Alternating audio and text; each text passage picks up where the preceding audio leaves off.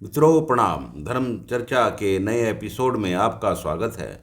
हमारा आज का विषय है, क्या देवी देवता भी देते हैं दर्शन। कृपया चैनल को सब्सक्राइब कर लें और बेल आइकॉन को भी प्रेस कर लें।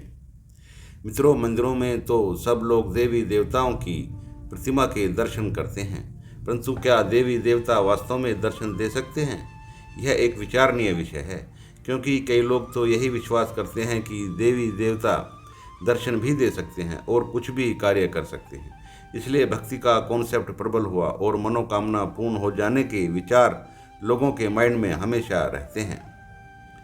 क्या यह पॉसिबल है कि हजारों साल पहले जो लोग चले गए वे आपकी बात सुने और आकर के दर्शन दें और आपकी मनोकामना भी पूरी कर दें?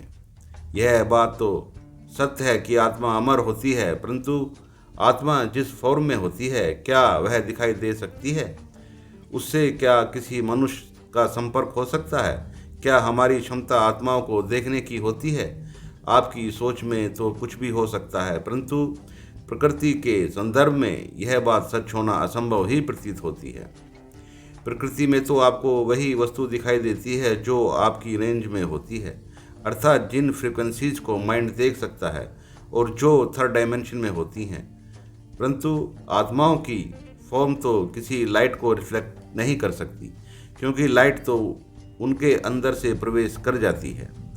हमें दिखने के लिए वस्तु का थर्ड डायमेंशन में होना आवश्यक होता है। जो वस्तुएं लाइट को रिफ्लेक्ट करती हैं वही हमें दिखाई दे सकती हैं। मनुष्य की महसूस करने की क्षमता तो अनंत हो सकती है, परंतु देखने की क्षमता सीमित होती है। इसलिए आप अपनी कल्पना में तो किसी को भी देख सकते हैं, परंतु आँखों से देखना तो असंभव ही होता है, क्योंकि हमारी आँखें केवल थर्ड डायमेंशन में ही देख सकती हैं और आत्मा तो थर्ड डायमेंशन की कोई वस्तु नहीं है।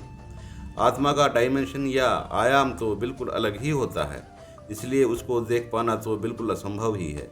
फिर भी लोगों की मान्यताएं होती हैं कि वे देवी देवताओं को देख सकते हैं, इसलिए घंटों बैठकर वे देवी देवताओं की पूजा करते हैं। जिस प्रकार थर्ड डायमेंशन में रहने वालों की अपनी सीमाएं होती हैं, उसी प्रकार दूसरे डायमेंशन में रहने वालों की भी अपनी सीमाएं होती हैं। उदाहरण के तौर पर विद्युत फैन नहीं बन सकती और फैन विद्युत नहीं बन सकता। हाँ, दोनों जब साथ होते हैं तो मूवमेंट होने लगता है। विद्युत थर्ड डायमेंशन की वस्तु नहीं है और पंखा फिफ्थ या किसी दूसरे डायमेंशन की वस्तु नहीं है। इस प्रकार यह तो निश्चित है कि मनुष्य देवी देवताओं के दर्शन तो नहीं कर सकता, चाहे वह जीवन भर तपस्या करे या ना करे। इस प्रकार भूत प्रेत का भी विज्ञान है। भूत प्रेत अर्थात स्वतंत्र आत्माएं आपको कभी दिखाई नहीं दे सकती। यदि कोई आत्मा किसी के शरीर में प्रवेश करती है तो उस शरीर को और उसकी मानसिकता को प्रभावित कर सकती है, क्योंकि यदि आत्मा जन्म ले सकती है तो जो स्वतंत्र आत्माएं वातावरण में होती हैं वे भी दूसरे शरीरों को और मानसिकता को प्रभावित कर सकती हैं। परंतु देवी देवताओं का या आत्माओं का साकार रूप में आना असंभव ही है। यह केवल मस्तिष्क का भ्रम ही हो सकता है या स्वयं की कल्पना हो सकती है। कई बार अपनी कल्पना भी आपको साकार लगने लगती है, क्योंकि आपको केवल वही दिखाई देता है जिसके विषय में आप सोच सकते हैं या बातें करते हैं। इसके अतिरिक्त तो आपको कुछ नई चीज़ दिखाई ही नहीं देगी और ना ही संभव है। मित्रों, यूनिवर्स में प्रत्येक डायमेंशन या आयाम की अपनी सीमाएं होती हैं और वहाँ वैज्ञानिक नियम भी बिल्कुल अलग होते हैं। इस प्रकार न तो थर्ड डायमेंशन के नियम किन्हीं और डायमेंशन में लगते हैं और ना उन डायमेंशन के नियम थर्ड डायमेंशन में लगते हैं। इस प्रकार आत्माओं की दुनिया बिल्कुल अलग होती है और मनुष्यों की दुनिया जो साकार रूप में होते हैं वह बिल्कुल अलग होती है। साकार और निराकार का भेद यहाँ समझने की आवश्यकता है।